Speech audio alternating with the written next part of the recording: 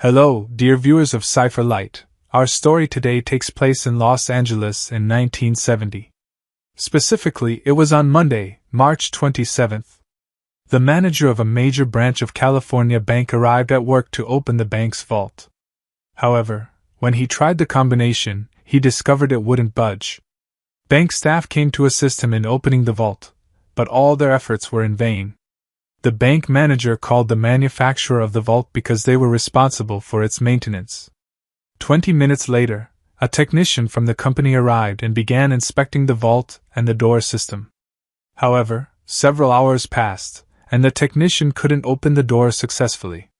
The vault's code seemed correct, and everything appeared to be normal, but the door still wouldn't open. It seemed to be jammed from the inside. At this point, the technician decided to climb onto the top of the vault to investigate. Surprisingly, he was startled to see a hole on the vault's surface, and there was another hole on the bank's side of the vault. He immediately realized that the vault had been robbed. He then descended into the vault through the hole, and the first thing he noticed was a large amount of debris scattered over everything inside the vault. The contents inside were all in disarray. When the technician checked the vault door from the inside, he noticed a rod jammed into the door mechanism. It seemed that the perpetrators had deliberately done this to delay the discovery of the break-in as long as possible. The technician promptly removed the rod and opened the door as usual. Shortly thereafter, the bank leadership called the police. The police officers quickly arrived at the scene and began their investigation. The scene inside was empty and desolate. Everything had been ransacked. Items were strewn on the floor, including watches, pens, pictures, documents, and many other valuable assets taken from the safe deposit boxes. The perpetrators had attempted to take the most valuable items and left behind less valuable ones. Investigators knew that taking inventory of the stolen property would be time-consuming and challenging. And what they needed to know most urgently was how the perpetrators had breached the vault. A place considered absolutely secure, impregnable to even the most sophisticated modern security measures. The first thing the investigators noticed was that the cutting torches on the doors had been tampered with. They found a black substance smeared all over the torches and various surfaces. Perhaps some sort of black substance had been sprayed. The police questioned why the alarm system hadn't activated when someone broke in from the inside. It was known that these vaults were equipped with very advanced alarm systems. The first alarm was installed on the exterior wall of the bank, as any attempt to tamper with it would trigger an alarm. However, this alarm was found to be sealed with a white substance, preventing it from emitting sound. Further inspection revealed a ladder against the side of the bank near the vault. Upon examining the evidence, the investigators gained a general understanding of how the perpetrators infiltrated the bank. First, they would disable the alarm box and spray seafoam onto it. This foam would harden, rendering the alarm system useless. Then, using cutting torches, the perpetrators climbed onto the bank's roof near the vault. Alongside, they carried drills and tools prepared in advance. These intruders even tapped into the bank's electricity supply to power their equipment. Next, they drilled a hole into the roof of the bank building.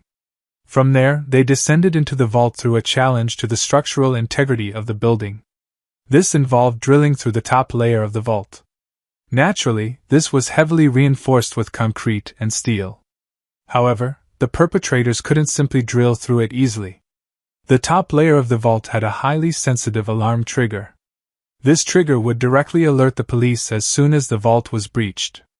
Although theoretically, this was a secret device known only to the bank's security management. Surprisingly, the perpetrators were aware of its existence. This indicated that there might have been someone who leaked the secret. Furthermore, it seemed that some of the perpetrators were experts in security equipment. After inspecting the devices, investigators deduced that the perpetrators had installed wires to bypass many of the alarm sensors undetected. They then reconnected the wires when disabling this alarm device. You can see that these perpetrators had extremely high levels of professionalism and knew exactly what they needed to do. This was not an easy operation. It required extreme precision and technical expertise. After disabling the entire alarm system, The most challenging task was to breach the vault as gently as possible. because this was constructed with 40 centimeters thick concrete and fully reinforced with steel.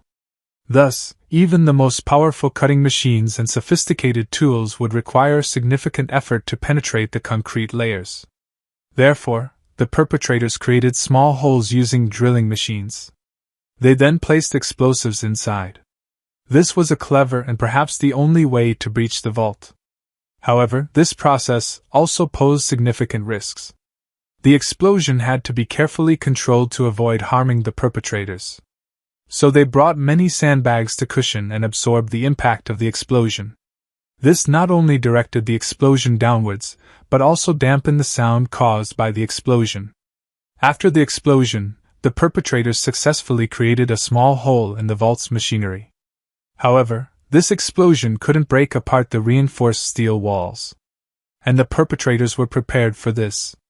So, they brought an oxyacetylene torch. It was used to cut through the reinforced steel walls. The perpetrators had everything prepared meticulously and precisely. They knew the problem and the tools needed to overcome it. After the investigators learned how the perpetrators infiltrated and breached the vault, they began searching for remaining clues. But a professional operation like this would certainly leave very few traces.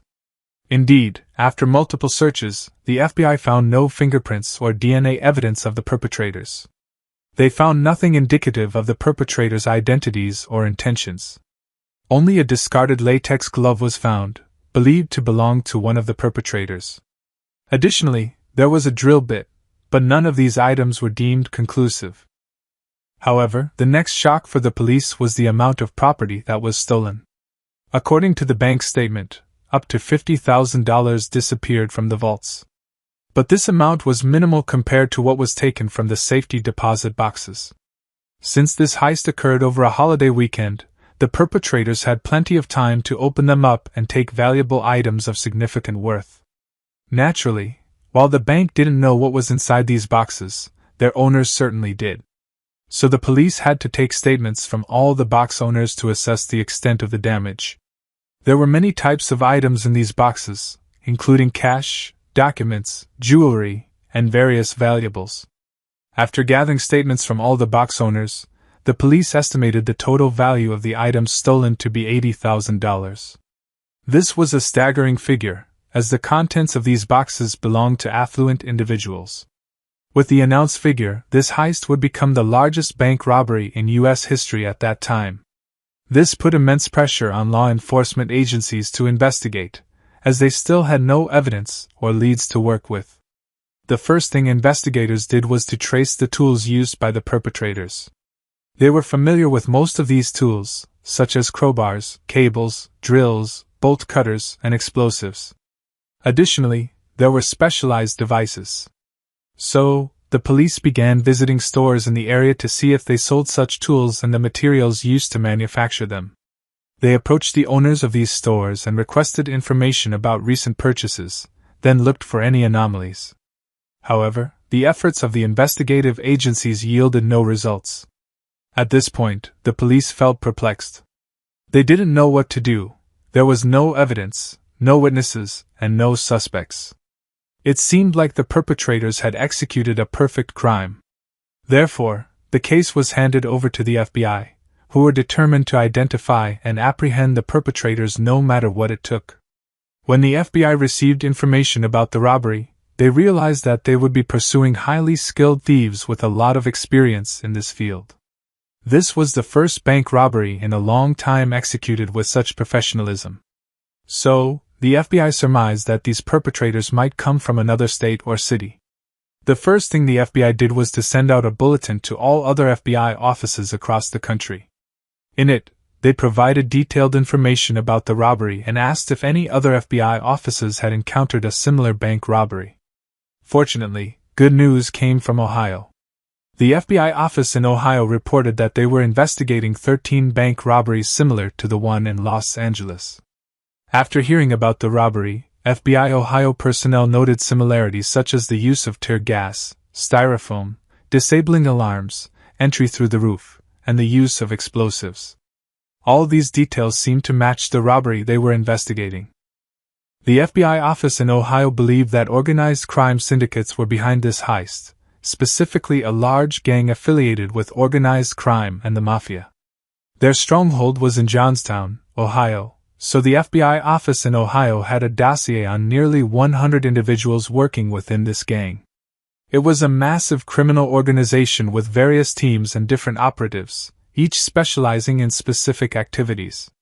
They often collaborated and shared their expertise.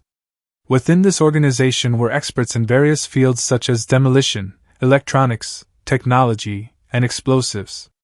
This gang had all the necessary skills to carry out sophisticated heists, and its operations were highly coordinated and tailored to its specific needs. So why didn't the FBI Ohio office arrest these suspects despite having all this information? The simple answer was they lacked sufficient evidence. The FBI couldn't simply arrest suspects without strong evidence these days. The FBI Ohio office was certain that the bank robbery gang was part of the larger gang they were investigating. Now, the two sides had exchanged lists and information. This list contained names and photos of each member of the gang. Since the gang's base was in Ohio, the FBI agents believed that the perpetrators had flown from Ohio to Los Angeles because the distance between Ohio and Los Angeles was over 3,500 kilometers, making travel by car extremely slow. The focus of the investigation at this point was to identify the names of the gang members from the list of passengers from Ohio to Los Angeles around the time of the robbery. This process was cumbersome and challenging because there were no computers at that time, so they had to manually check the passenger lists. After a tremendous effort, the FBI managed to identify 6 members of the gang who had traveled to Los Angeles just before the robbery took place. Those individuals were Imu Dincio, his brother James Dincio, Charlotte Mulligan, Phil Chituffer, Charlotte Walker, and Hadi Baba. All these gang members had previous convictions for burglary and petty theft, for which they had all served time in prison. However, none of them had been convicted of serious offenses, and Imu Dincio seemed to be the leader of this particular operation. He was the one who provided guidance to the other members of the gang, and as you can see, he even brought some of his relatives along. James Dincio was his older brother, and Charlotte Mulligan was his cousin. These individuals were not very experienced, but they were handy for the job, especially Philip, Dincio's nephew. He had a knack for surveillance, and Philip would be responsible for early warning if he sensed any danger. As for Charlotte Procco, he was the most important member in this operation. He was an electronics and explosives expert. He was responsible for disabling security systems as well as handling explosives. The last member was Harry Baba, who happened to be Hadi Baba's grandson, and he was the getaway driver. All 6 members had arrived in Los Angeles the day before the robbery. This confirmed their involvement in the crime. The problem was the FBI couldn't locate any traces of these individuals. At this point, the investigating agents came up with a plan to go to the airport and ask the ticket sellers if anyone had encountered this group of people. At the airport, the agents questioned each ticket seller about their interactions with passengers. This was a painstaking process, and the agents spent several days interviewing dozens of ticket sellers. Finally, they had a lead, a ticket seller who claimed to have seen individuals matching the photos the officers showed them. He said he had sold tickets to a group of 5 people similar to those in the pictures. He distinctly remembered them because they gave him a tip of up to $100. The police then obtained the destination address from the ticket seller, which turned out to be a secluded house in the outskirts of the city. The FBI agents feared that if the criminals knew about the investigation, they would immediately flee the city and go underground. However, they had no other choice. At this point, the FBI agents went to the house with a back entrance, where a caretaker greeted them at the door. Through some questioning, they learned that the house belonged to the family estate of Hari Baba, and the person managing it was actually Hari Baba's nephew, named Raunan Baba. It was highly possible that the robbers were still holed up in this house, but the FBI agents didn't have a search warrant, so they couldn't enter the premises, search, or arrest anyone. Although Raunan Baba agreed to talk to the FBI, his response was always, "I don't know." When asked about the remaining 6 members of the gang, Raunin claimed that they hadn't been around and that everyone had gone elsewhere. However, when pressed further by the investigating agents about their activities, Raunin became evasive, repeating, "I don't know." After the interrogation, the FBI agents thanked Raunin, although they were sure he was lying. After ruling out the possibility of the gang members being at the house, the investigators believed they might be hiding in a different location, possibly in different motels. Initially, the agents checked motels near the bank, but the search yielded no promising results. Until one of the agents had a new idea. Perhaps the suspects weren't in upscale motels but rather in a regular motel. The investigators began searching various motels, and eventually, they found a lead at a motel commonly used by truck drivers. The motel staff pointed out Amir Dinshu's photo, a member of the gang, along with Emre, Amir, and Charlotte Mulligan. The staff mentioned that both individuals had stayed at the motel around the time of the robberies. The FBI agents requested to see their room registration fees, and the FBI discovered that they had used a fake vehicle registration to rent the room. The investigators traced the license plate and found out that it belonged to Ronan Baba, the nephew of Hari Baba. Therefore, Ronan was also added to the list of suspects. The FBI officers were almost certain that these 7 individuals were the ones who carried out the robberies, but they lacked evidence to prosecute the group. So they needed a new direction, and the next lead came from a member of the gang in Lot and Zulis. The FBI tracked that phone number and realized it was a landline belonging to a warehouse, owned by a man named Yuda Sarin. After investigating, the FBI unexpectedly discovered that he was a specialist in explosives within the Special Forces and had expertise in explosives. Since explosives were used in the robberies, he was also included in the suspect list. At this point, the explosives expert had a theory that the explosives used were likely C4, and Yuda Sarin might be the one who supplied them.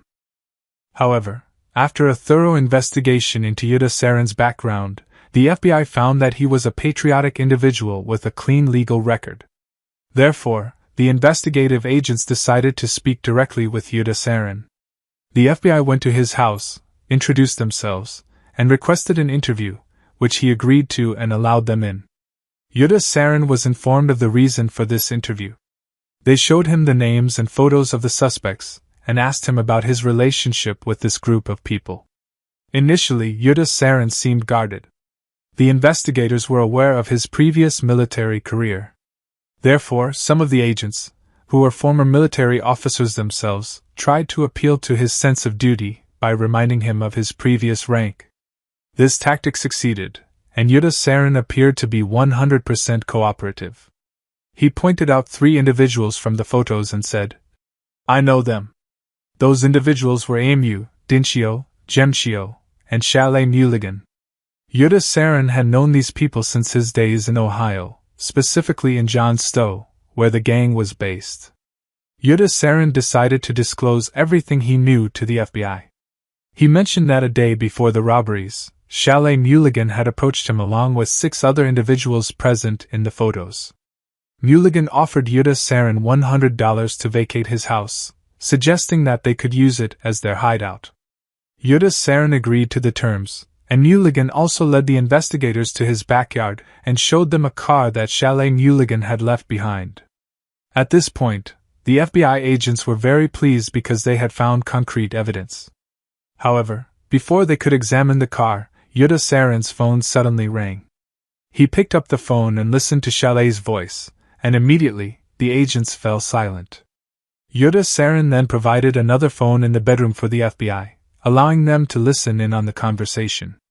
Chalet asked Yuda Sarin if the FBI had been to see him, and Yuda Sarin replied that no FBI agents had come to visit him. The agents knew that Yuda Sarin was lying, and he would help them apprehend the entire gang. Chalet told Yuda Sarin that the FBI was after him and his friends. Therefore, the FBI was monitoring the locations they visited, and if there was any movement, he should inform them. At this point, Yuda Sarin agreed, saying he would call them immediately if there were any developments. Chalet then asked Yuda Sarin to meet him and bring the car keys to the backyard. Listening to the phone call, the FBI feared that Chalet might be trying to trap Yuda Sarin. Perhaps he was waiting outside the house to monitor them, and the phone call was just a diversion. At this point, the FBI agents immediately came up with a plan. The meeting should take place at a public location. The FBI handed Yuta Sarin a piece of paper and instructed him to meet Chalet at a specific public restaurant, and handed it to Yuta Sarin. So he told Chalet that he would meet him at the restaurant later. Both agreed, and the call ended.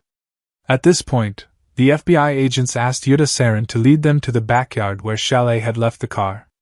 However, the agents couldn't search inside the car without a search warrant, and if they did so without permission, it would render the evidence useless. However, from outside the car, the FBI agents saw a pair of gloves similar to those found in the bank vault. This was enough to request a search warrant and arrest Chalet Mulligan on suspicion.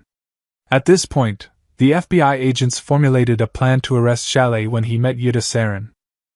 And that evening, Yuta Sarin went to a Rumwater restaurant. The seasoned agents acted as customers, with two outside ready to intervene in emergencies. Protecting Yuta Sarin was their top priority. The agents informed Sarin that if he needed anything, he should go to the bathroom, and one of them would accompany him. Shortly after, Chalet Mulligan arrived at the restaurant, and as soon as he entered, he headed straight to Yuta Sarin's table.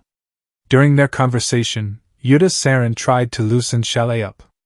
After a while, he asked Chalet if he was involved in the robberies.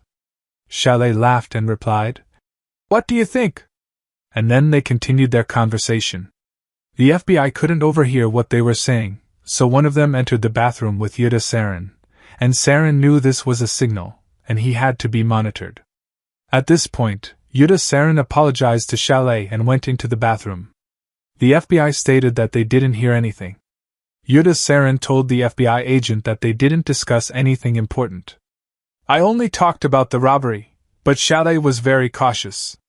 We didn't reveal any clues," he said. After that, the FBI issued an order for Yuta Sarin to leave the restaurant and escort Chalet to retrieve his car.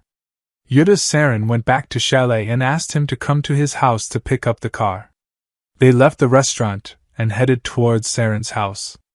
On the way, FBI agents intercepted and arrested both of them and Chalet.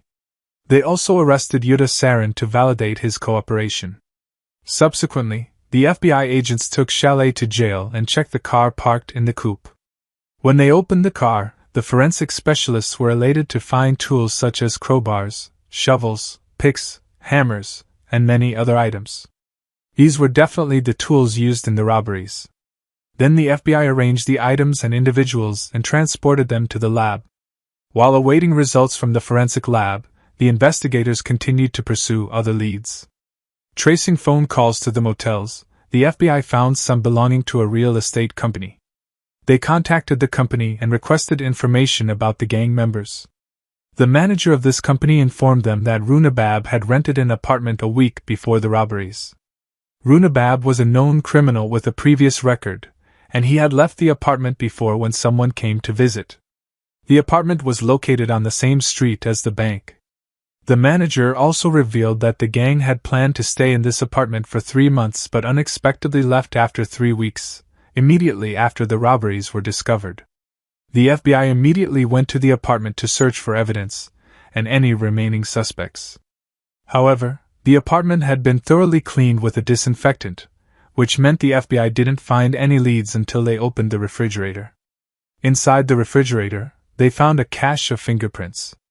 It turned out that the gang had wiped clean all surfaces with a cleaning agent except for a section of the refrigerator door.